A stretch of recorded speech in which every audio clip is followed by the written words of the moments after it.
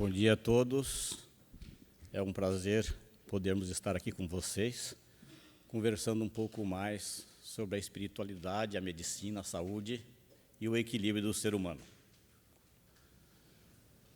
A gente vai tentar abordar nesses minutos a saúde, o paradigma médico-espírita, algumas estruturas do ser humano importante nesta fala, as doenças, alguma coisa da parte genética e algumas coisas sobre a cura, já que não podemos aprofundar muito devido ao tempo, mas é para despertar a curiosidade do auditório para que possa se aprofundar.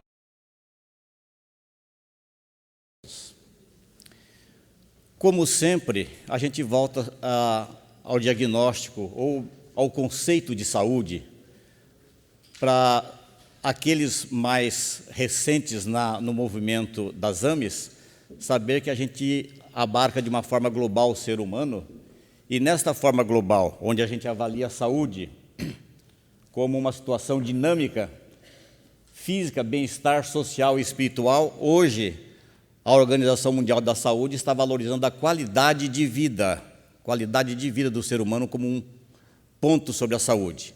Portanto, qualquer pessoa que tem uma dificuldade na sua vivenda, na sua casa, no seu trabalho, ele estará com a sua saúde alterada. Neste período de imigrantes, nossos irmãos aí venezuelanos, provavelmente todos não estarão em perfeita saúde, porque muitos têm que abandonar sua pátria, e assim os haitianos e outros locais, e são pessoas, então, que estão desequilibradas psiquicamente, porque não estão estáveis no seu local de origem, já que a qualidade de vida, nesse momento, não está ideal para esses irmãos. Chegando à base de toda a nossa situação é o pensamento. E o pensamento, o que para nós ainda é uma coisa bastante simples, porque sabemos que o pensamento parte do ser inteligente nosso, que é o espírito ou alma, não é a mesma coisa para os nossos colegas universitários, das universidades. Quando você fala na universidade, espera aí, vamos separar essas coisas, não venha com religião para cá, não, aqui é ciência. E para eles, será que o cérebro, as ideias surgem no cérebro ou na alma? Para mim é na alma, para eles é no cérebro, nessa estrutura física. E aí começa uma certa desavença. E a inteligência vem do cérebro ou da alma? Se vem do cérebro, ela tem que ter alguma relação com a genética. Não. Mas não é bem assim. Então, cria-se uma confusão que a ciência oficial não me responde, e eu, aos poucos, tenho que ir dizendo que a teoria do espírito tende a vingar, de preferência nessa minha encarnação ainda. Nós temos aqui o René Descartes, neste período aqui de 1500 a 1600, onde penso, logo existe. Logo existo. E hoje nós temos um neurocientista defensor do materialismo no cérebro e no ser humano, que é o Antônio Damasio, um português que trabalha nos Estados Unidos, que ele diz: eu tenho um cérebro, eu logo penso. Diz que o Descartes estava errado no livro dele, o erro de Descartes. Então, se eu tenho um cérebro, eu logo penso. Então, é essa situação que eu apresento para vocês, que nem tudo são flores nesse pensamento. Então, para o paradigma espírita, no médico espírita, o nosso pensamento vem do espírito. O espírito ou alma não é uma produção do cérebro, mas esse apenas decodifica. Então, o cérebro nosso não é o rádio. O programa está sendo gerado numa emissora de rádio. O rádio só é o aparelho que capta este pensamento.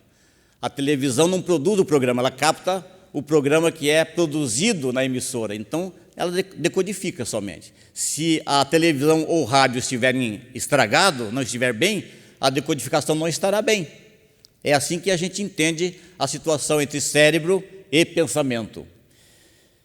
E se nós pegarmos aqui o Stanislav Grof, no seu livro Além do Cérebro, a gente vê que pessoas ligadas à ciência também defendem essa teoria. A criatura humana não é somente um ser constituído de células, mas também uma consciência de natureza transpessoal, está além da matéria. né? Então, esse paradigma é difícil de se impor, né? Porque os paradigmas são demorados para se ter mudanças. Mas nós, acho que me avisam quando estiver faltando, chegando próximo do final, gente. Senão eu me empolgo aqui, a gente só sai tarde. O funcionamento do corpo em perfeitas condições, nós teríamos, então, o pensamento é uma expressão da vontade ou desejo do espírito. A mente seria uma área, uma região, um atributo, então, uma característica do eu espiritual. E o cérebro, então, físico, seria o principal instrumento da vida física para entrarmos em relação com o meio ambiente. Essa seria, então, a esquematização da oportunização da expressão do médico espiritualista, né? Se o pensamento existe, ele faz criações. E essa frase é bastante interessante, do Emmanuel. Assim como a aranha vive no centro da própria teia, o homem vive submerso nas criações dos seus pensamentos. Então, nós vivemos no mundo que nós pensamos. Se nós pensamos pouco, se nós pensamos em níveis inferiores, nós vivemos naquela atmosfera, aquela psicosfera constante no nosso cérebro.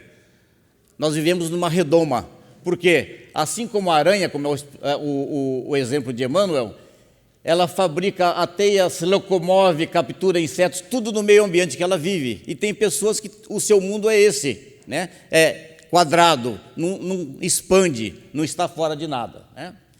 E o Emmanuel continua no livro Pão Nosso. Pensar é criar. A realidade dessa criação pode não exteriorizar-se de súbito no campo dos efeitos transitórios, mas o objeto formado pelo poder mental vive no mundo íntimo, exigindo cuidados especiais para o esforço e a continuidade ou extinção. Então, aquilo que nós pensamos nem sempre exterioriza, mas se nós pudéssemos ter o dom de captar o que as pessoas estão pensando, muitas vezes a gente ficaria estarrecido, onde ver pessoas com um rosto tão simpático, né, e com pensamentos tão drásticos nos seus interiores. A gente vê muito isso quando a gente lida com os pacientes, que às vezes consulta com a gente por muito tempo e de repente você vai bater numa tecla onde ele tem todo um conteúdo extremamente necessitado de trabalho que você não tinha percebido ainda.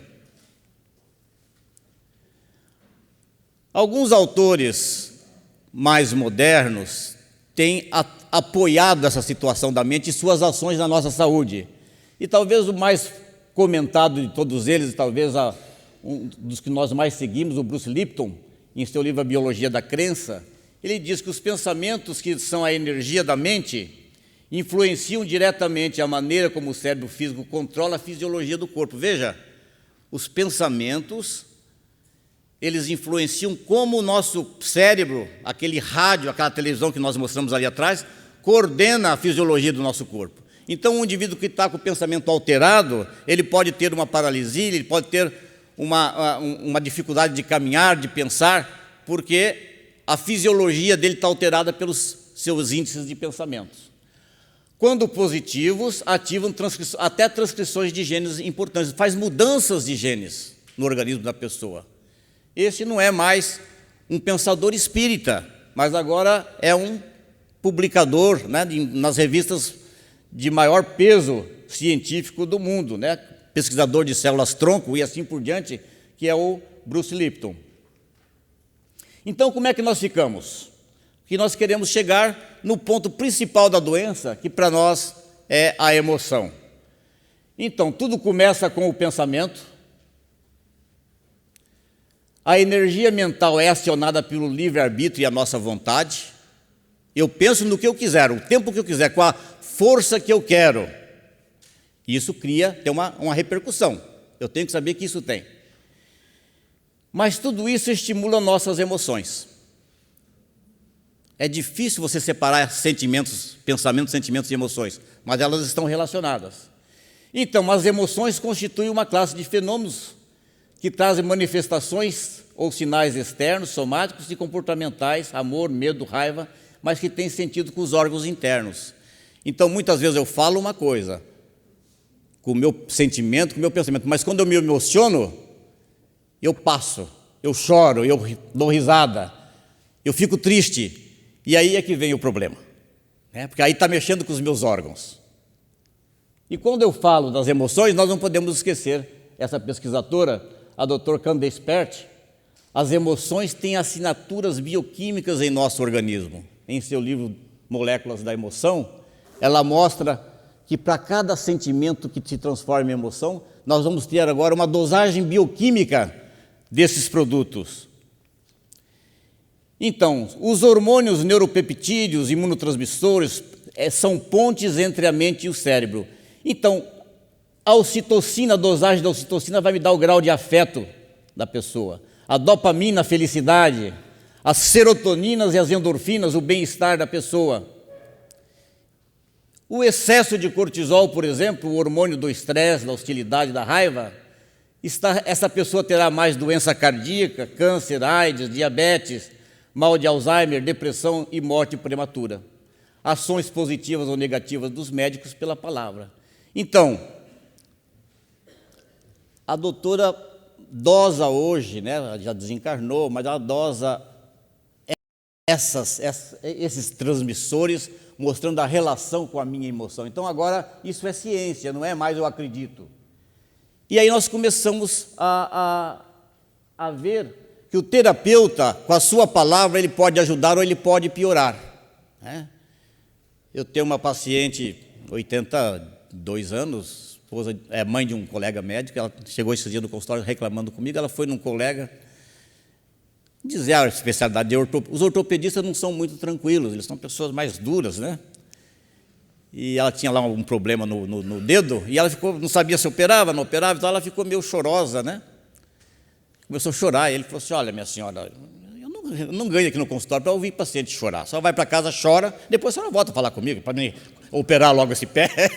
E ela ficou assustada, né? E ela ficou, emocionalmente, ela ficou alterada, né? Falei: não, a senhora se tranquilize, né? Porque os ortopedistas, né, eles são pessoas boas, mas eles são meio duros, pois lidam com esses ossos todos aí, né? A senhora não leve a mal, né?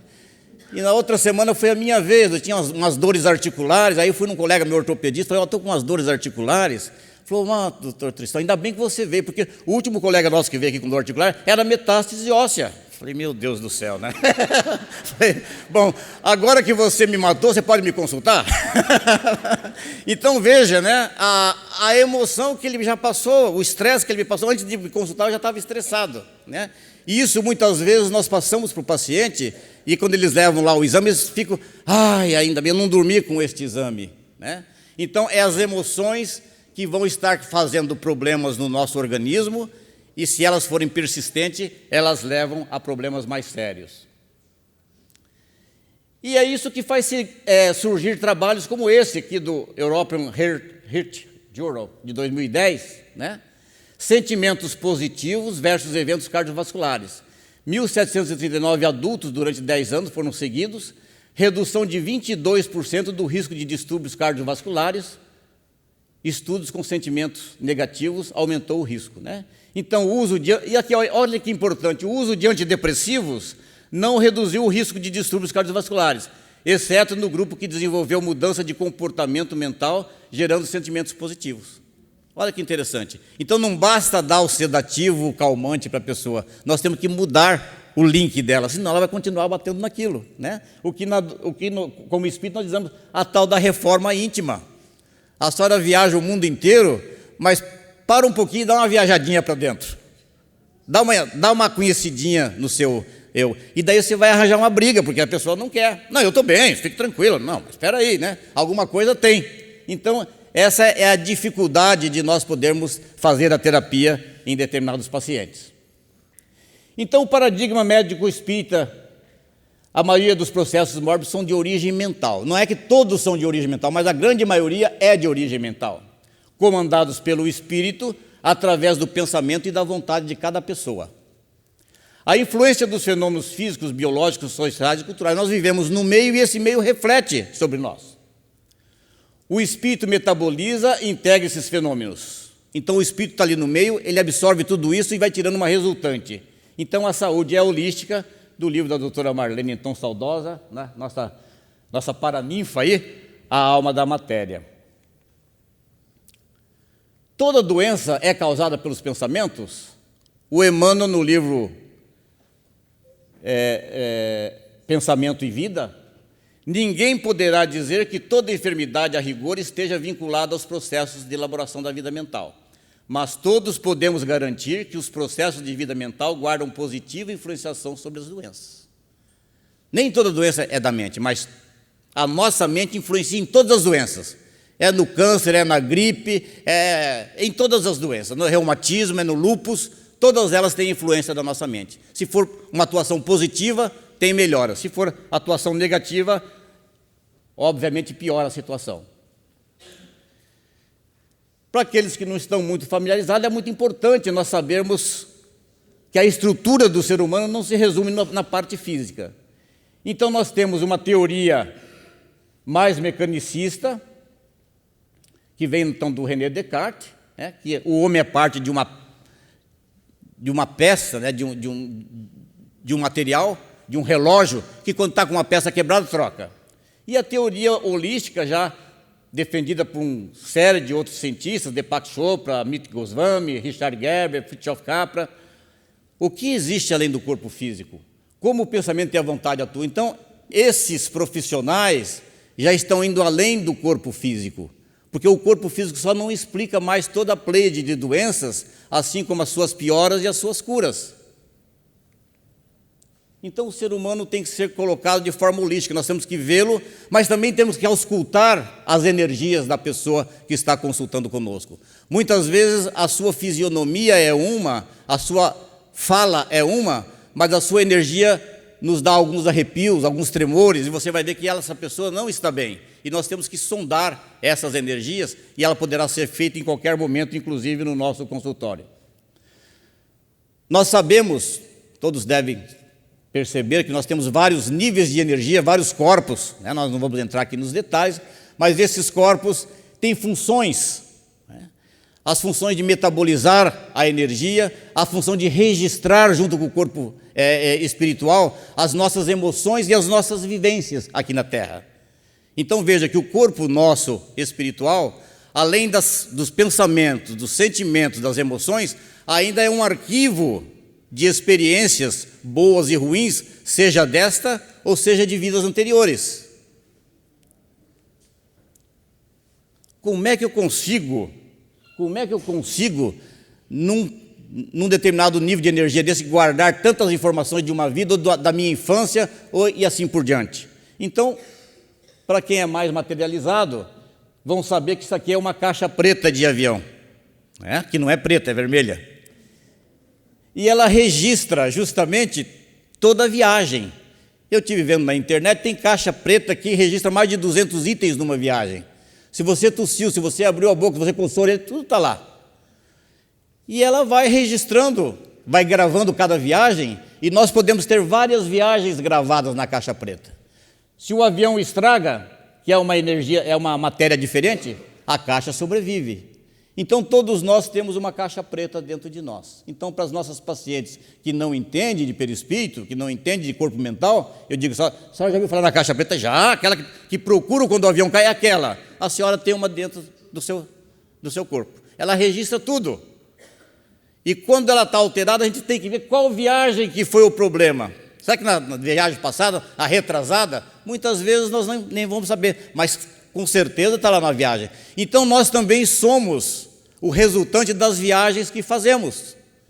Tem muitas pessoas aqui que viajam para fora, para estados, para outros países, e quando senta, é aquela riqueza de experiências nas viagens. Nós também temos uma riqueza aqui na nossa caixa preta. E, às vezes, essas viagens nem todas são tão boas. E está refletindo nesse momento na nossa vida. Então, nós temos doenças que precisam ser investigadas não só pelos medicamentos alopáticos.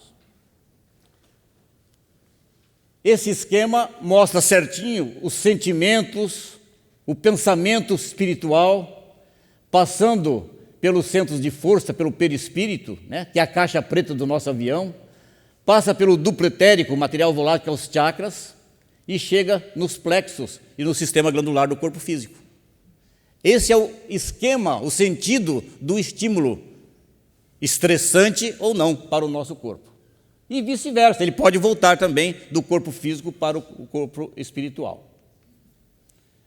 Então, como são geradas as doenças? Os desequilíbrios na forma de sentimentos, emoções e pensamentos alterados, atinge o indivíduo.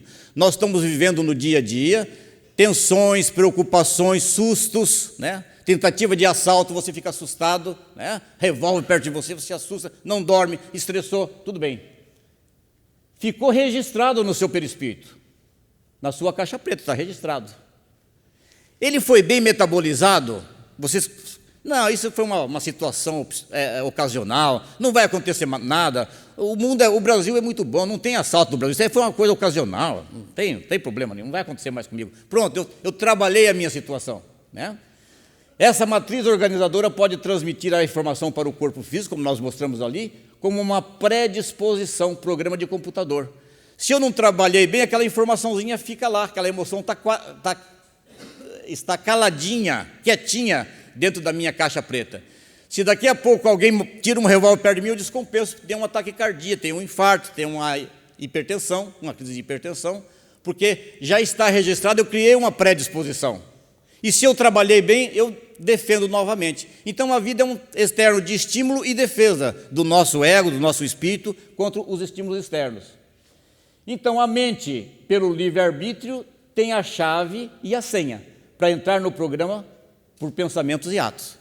Então é eu que dou a senha. Eu tenho um fator, né? Eu lido com as minhas mulheres lá, ginecológicas e obstétricas, elas querem fazer os marcadores de câncer. Tudo bem, nós temos, muitas pessoas têm marcador de mama, câncer de pulmão, tudo bem. Mas quem vai disparar a senha? Não vamos poder ficar como a Jolie e tirar o seio de todo mundo como prevenção, né? Nós temos que não dar a senha para as nossas emoções, desencadear as doenças. Então, todos nós temos as predisposições em nosso interior. E nós temos também a chave que nos defende da doença. Os pensamentos e significados são possibilidades da mente à disposição da consciência. A capacidade de escolha ao livre-arbítrio, significados desarmônicos que dão a um estímulo, quando pensamos, pode gerar desequilíbrio ou doença.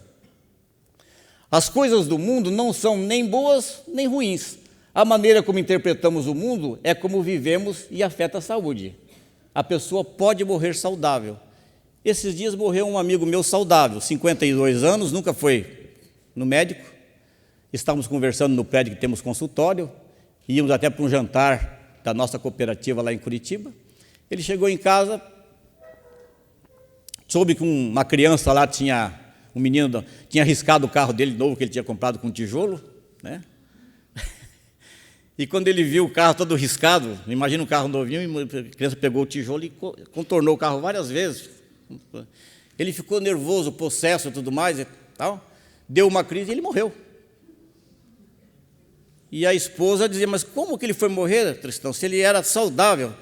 Ele disse, ele morreu com saúde, eu vou dizer, né?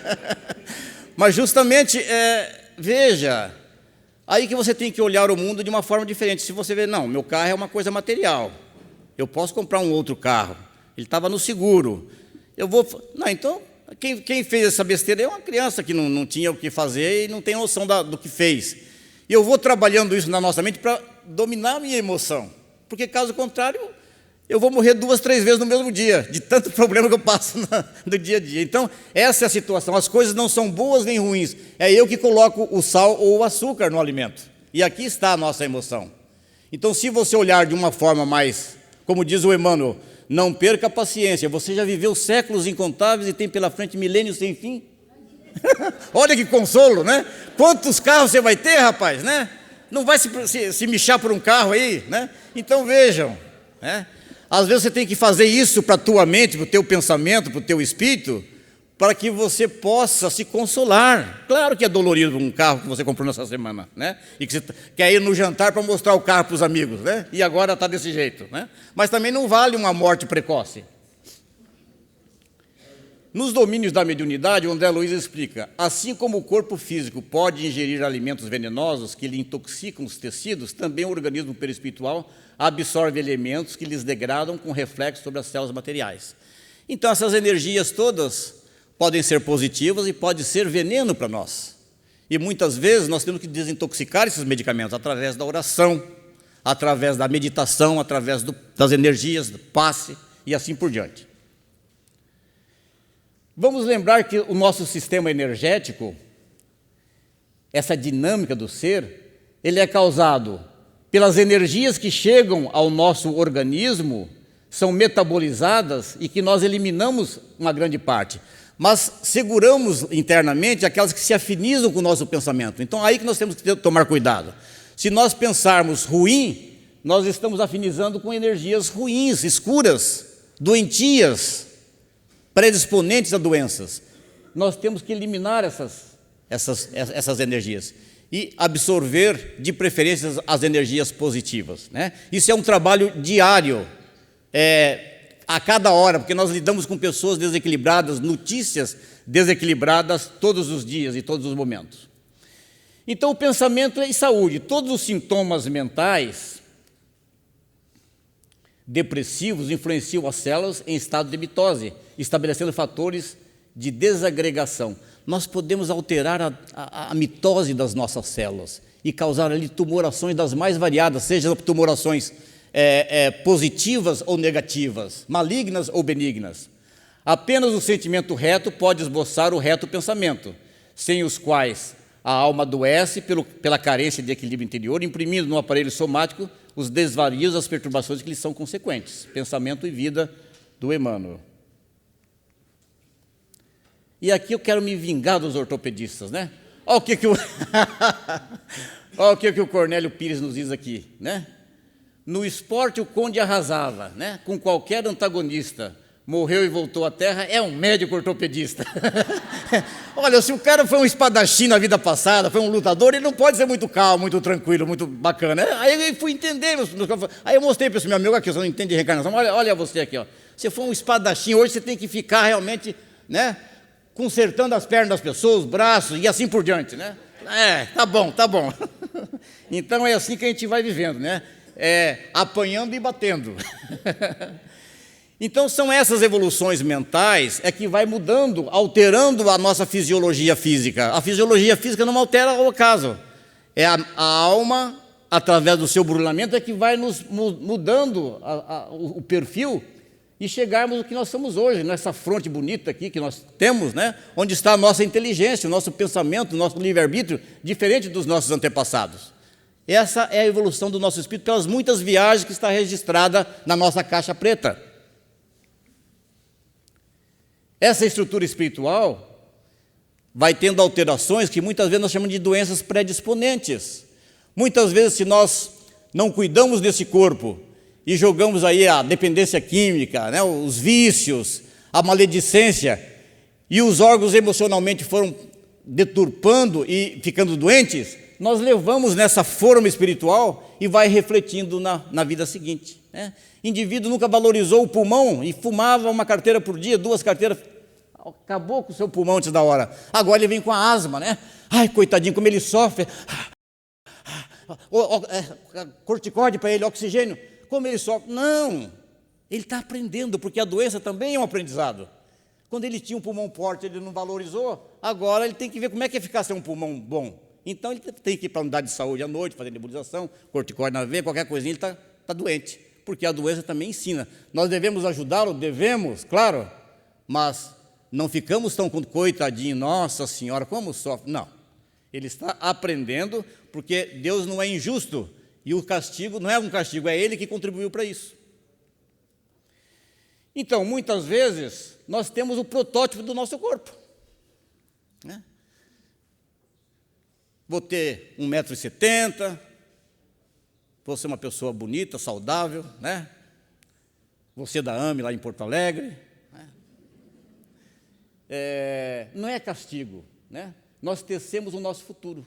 E as doenças predisponentes que eu devo passar também estão aqui. Então, muitas vezes eu não consigo curar essas doenças, mas consigo mostrar para a pessoa que a doença é importante para eles. Então, se eu tiver tendências a ter determinadas doenças, elas estão no meu campo perispiritual, que chega em determinado momento da minha vida, elas vão eclodir. Elas são guardadas na minha caixa preta, e ela tem que sair agora. Enquanto ela não sair, eu não vou ficar curado, porque a cura é do espírito e não é do corpo. O corpo é o mata-borrão. É onde eu estou saindo. Quando o meu espírito estiver evoluído, Jesus não precisava de doenças. Vocês viram falar que Jesus tinha gripe H1N1, pneumonia? Não.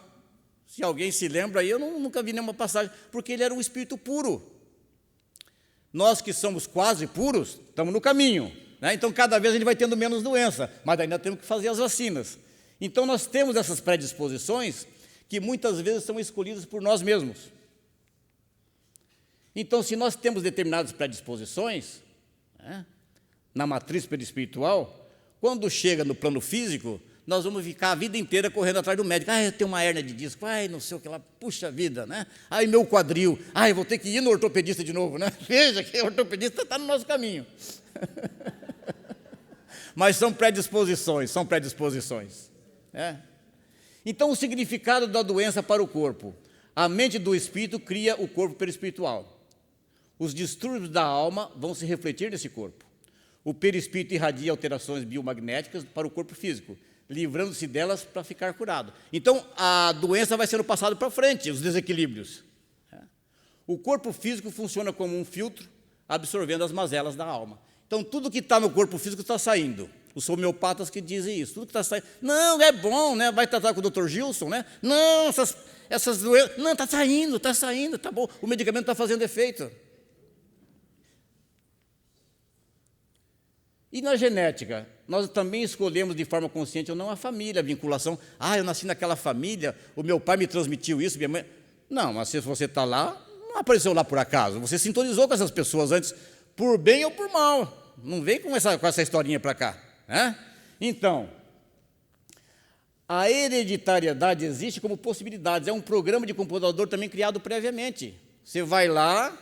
Se der certo, você vai nascer assim. Se não precisar, você não precisa nascer de outra forma. A transmissão foi por nossas necessidades, fica gravada na molécula do DNA, ordens auto-executáveis, disparada pelo próprio espírito. Então, nós mesmos estamos disparando a ordem. Levamos em nosso perispírito o registro de todos os acontecimentos da vida. Da nossa caixa preta do avião está lá de novo. Então, quem é o responsável pela nossa doença? Infelizmente, a verdade nua e crua é essa. Somos nós mesmos. Esse é o problema. Nós é que lesamos o perispírito com pensamentos, sentimentos e ações equivocadas diante das leis divinas. Às vezes não é por mal, mas eu não tinha noção ainda, eu era um ser, né, inferior, agora já estou melhor. Nossos espíritos são dignos de energias podendo gerar forças positivas ou negativas, que causarão saúde ou doença. A doença tem significado diferente conforme a posição do observador.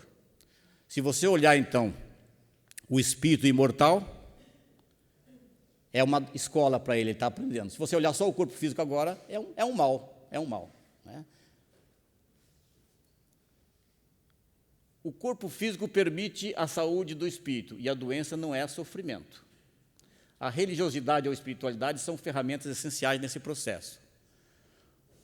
O irmão X, né, Humberto de Campos, tem uma página interessante de uma senhora que pede para Bezerra de Menezes ajudar o neto de 18 anos que está com artrite reumatoide grave, no Hospital da Terra. E diz, não dá para ajudar teu neto, porque ele tem muitos problemas. Não, mas, doutor, me ajude lá, guri de 18 anos, internado por artrite reumatoide. Aí eles vão visitar no hospital esse rapaz. Aí o diáriozinho dele, resumidamente, é assim: segunda-feira, como é que está o Joãozinho? Ele está muito doente hoje, não consegue nem se alimentar porque a artrite está muito forte. Como é que está o seu estado espiritual? Ele agradece à enfermeira, o enfermeiro que colocou comida na boca dele, porque não consegue se alimentar sozinho. Ele agradece o enfermeiro que ajudou ele no banho, porque ele não consegue tomar o banho sozinho. O rapaz está uma doçura. 2 dias depois, como é que está o Joãozinho? Olha, ele teve uma melhora. Está andando já pelo quarto, o remédio está fazendo efeito. Né? Como é que está o estado geral dele? Ele não está muito bom hoje, não. Ele brigou com a mulher que veio limpar o quarto, pediu para a mãe dele pegar um alimento no restaurante ao lado, porque o alimento do hospital não está bom para ele. Né? Ele está meio... Não fez oração hoje com a mãe dele. Tá. Na sexta-feira, como é que está o Joãozinho? Hoje ele está ótimo. Acabaram-se as dores, ele está andando no quarto, está ótimo, parece que ele vai ter alta no sábado, né? Como é que está a situação mental dele? Está terrível, né? Brigou com as enfermeiras, brigou com o médico, já pegou o telefone, está combinando com a turma dele uma estada na praia, uma festa com drogas esse fim de semana, para comemorar a saída dele do hospital. Aí, quando ele ia sair do hospital no sábado de manhã, tem uma recaída. Ele volta a ficar todo paralisadinho lá. Aí o Bezerra de Menezes disse para a avó, viu, vó, se ele tiver saúde, ele vai jogar a vida dele fora, porque ele não tem responsabilidade ainda nessa existência. Então, muitas vezes, as pessoas têm essa dificuldade. Não têm ainda a maturidade espiritual para valorizar a saúde. Então, a doença é uma escola, é uma prisão para ele, é uma prisão necessária, para o bem dele. Então, nesse olhar, a doença é boa. Né? E nós temos que entender isso ao tratar da pessoa. Aqui tem uma outra coisa importante. Será que o doente deseja ser curado? É uma outra pergunta que nós devemos fazer. Jesus fazia essa pergunta para as pessoas antes. Porque muitas vezes a doença é uma defesa do indivíduo. Olha, não façam barulho porque o teu pai está com a enxaqueca. Ele está dormindo domingo à tarde. Não deixa, não acordem dele. Vamos na casa do fulano. Não, o fulano não quer ir porque ele está com a pressão alta hoje. Então a pessoa se esconde atrás da doença e com isso ele evita as responsabilidades. E às vezes ele não quer ser curado. Então, o papel do terapeuta em tudo isso, o autoconhecimento e renovação interior. Eu só quero mostrar. Esse é um dos livros que eu mais gosto, um livro antigo, do George Mick, As Curas Paranormais.